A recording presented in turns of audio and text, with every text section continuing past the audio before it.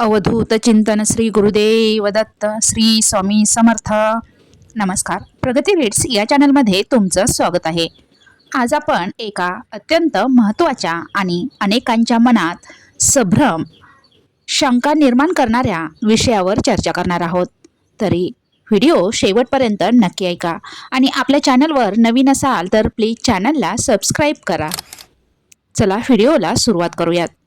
तर मासिक पाळी आली किंवा सुतक असेल, विटाळ असेल तर देवाचे नामस्मरण करावे का? गुरुचे नामस्मरण करावे का? देवाचे नाव घेतल्याने काही दोष लागतो का? नामस्मरणासाठी शुभ वेळ आणि अशुभ वेळ कोणता आहे? हे असे प्रश्न सर्वांच्या मनात गोंधळत असतात. तर या प्रश्नांचीच उत्तरे आज आपण आजच्या व्हिडिओमध्ये जाणून घेणार आहोत. तरी व्हिडिओ शेवटपर्यंत नक्की ऐका. काही जण म्हणतात असं करू नका, पाळीमध्ये नामस्मरण करू नका, सेवा करू नका. तर हे खरंच खरं आहे का? तेच आज आपण पाहून घेऊयात. तर आजच्या व्हिडिओमध्ये आपण कोणाच्याही श्रद्धेला धक्का न लावता संत परंपरा, गुरु, स्वामी, अध्यात्म आणि शास्त्रातील विचारांच्या आधारे हा विषय आज आपण समजून घेणार आहोत. तरी नक्कीच पहा, ऐका. नामस्मरण म्हणजे नेमकं काय? देवाचं नाव घेण्यासाठी शुभ अशुभ वेळ असते का? ते पाहूयात. कदाचित तुमच्या मनातील अनेक वर्षांचा संभ्रम आज दूर होईल. तर सर्वप्रथम पाहूयात नामस्मरण म्हणजे काय. नामस्मरण म्हणजे देवाचे नाव प्रेमाने, श्रद्धेने आणि भावनेने घेणे. मन प्रसन्न ठेवून मग नामस्मरण करणे.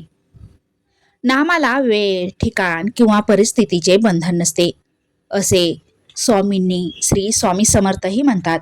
तसेच अनेक संतांनीही सांगितलेलं आहे. आपलं मन प्रसन्न, मन शुद्ध करण्याचा हा एकमेव मार्ग म्हणजे नामस्मरण.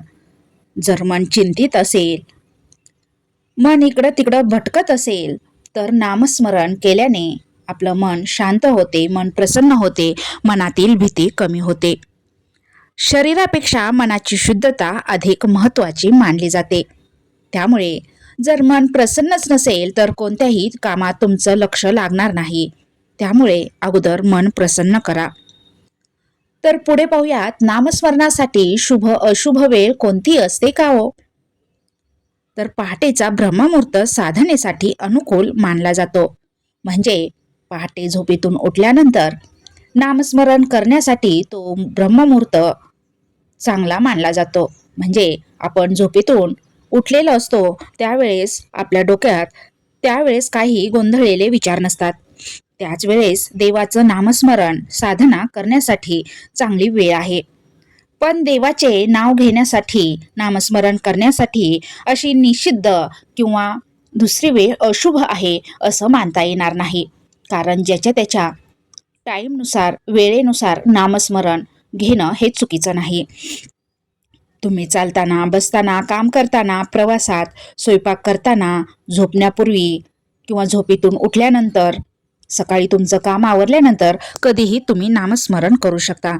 फक्त त्यासाठी तुम्ही जे नामस्मरण करता ते तुमच्या गुरुचं नाव घेता. ते घेण्याआधी तुमचा त्यांच्यावर विश्वास, श्रद्धा आणि तुमचं मन प्रसन्न असणे महत्त्वाचे आहे. तर पुढे पाहूयात, सर्वात महत्त्वाचं म्हणजे मासिक पाळीमध्ये नामस्मरण करावे का?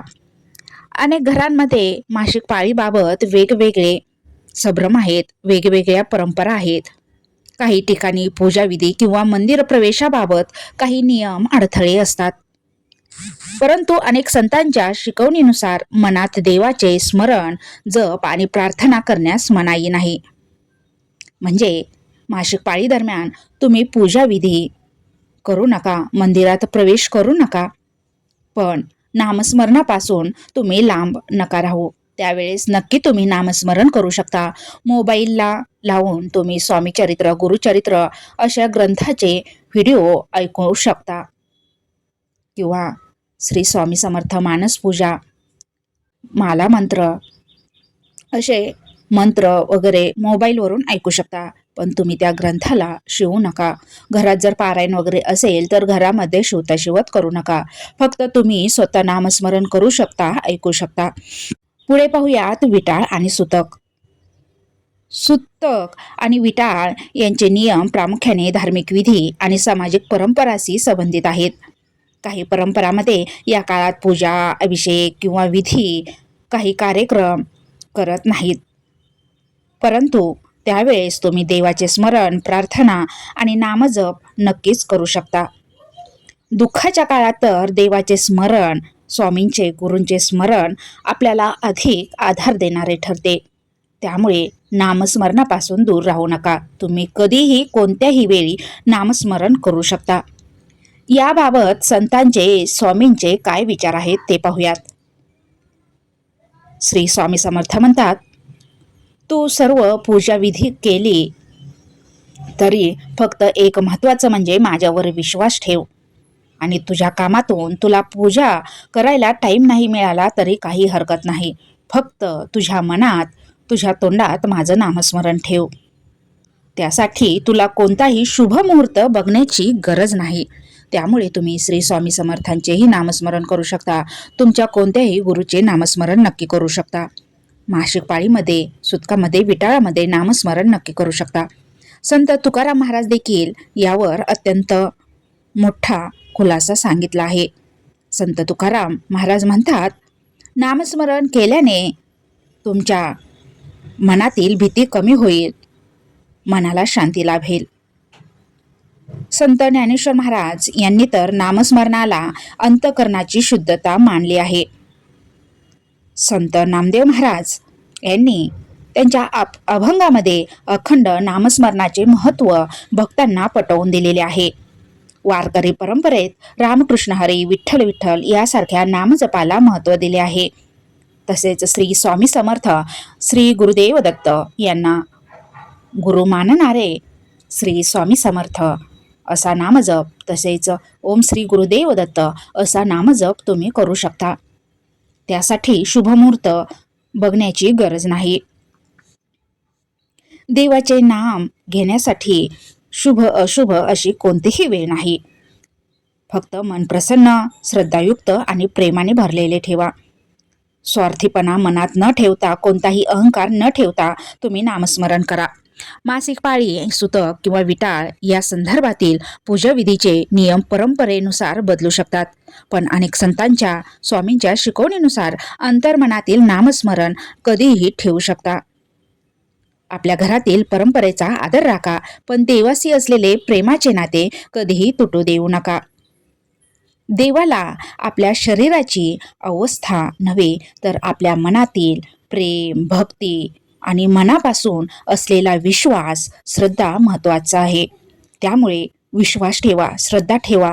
कितीही संकटे, दुःख आले तरी लगेच तुमचा विश्वास डळमळू देऊ नका, कारण त्या संकटातून, त्या अडचणीतूनच तुम्हाला तुमचे गुरु धैर्य देत असतात, बळ देत असतात आणि मजबूत बनवत असतात. म्हणून जिथे प्रेम तिथे परमेश्वर, जिथे नाम तिथेच कल्याण. अशा प्रकारे आपण आज पाहिलं, मासिक पाळी, विटाळ किंवा सुतक पडलं तर नामस्मरण करावे की नाही, तर हे तुम्हाला चांगलं समजलं असेल. हा विषय संवेदनशील असल्यामुळे ही माहिती संत परंपरा आणि सर्वसाधारण आध्यात्मिक दृष्टिकोनावर आधारित आहे. वेगवेगळ्या संप्रदायामध्ये आणि कुटुंब परंपरामध्ये नियम वेगवेगळे असू शकतात. आपल्या गुरु, परंपरा किंवा कुटुंबातील ज्येष्ठांचा मार्गदर्शनाचा आदर नक्की करा. तर अशा प्रकारे तुम्ही तुमचे कुटुंबातील काही नियम, अटी, प्रथा पाळून पूजा, देवपूजा त्यावेळेस नका करू, पण नामस्मरणापासून तुम्हाला कोणीही अडवणार नाही. तर आजचा व्हिडिओ इन्फॉर्मेटिव्ह वाटला असेल तर नक्कीच आपल्या व्हिडिओला लाईक करा, चॅनलला सबस्क्राईब करा आणि बेल आयकॉन दाबा, म्हणजे असेच भक्तिमय व्हिडिओ सर्वात अगोदर तुमच्यापर्यंत पोहोचतील. आपल्या या व्हिडिओच्या डिस्क्रिप्शनमध्ये काही लिंक दिलेल्या आहेत, त्यावरील प्रोडक्ट आवडल्यास नक्कीच त्या लिंकवर क्लिक करून तुम्ही ऑर्डर करू शकता. काही चुकलं असेल तर क्षमा असावी. धन्यवाद. श्री स्वामी समर्थ. श्री स्वामी समर्थ.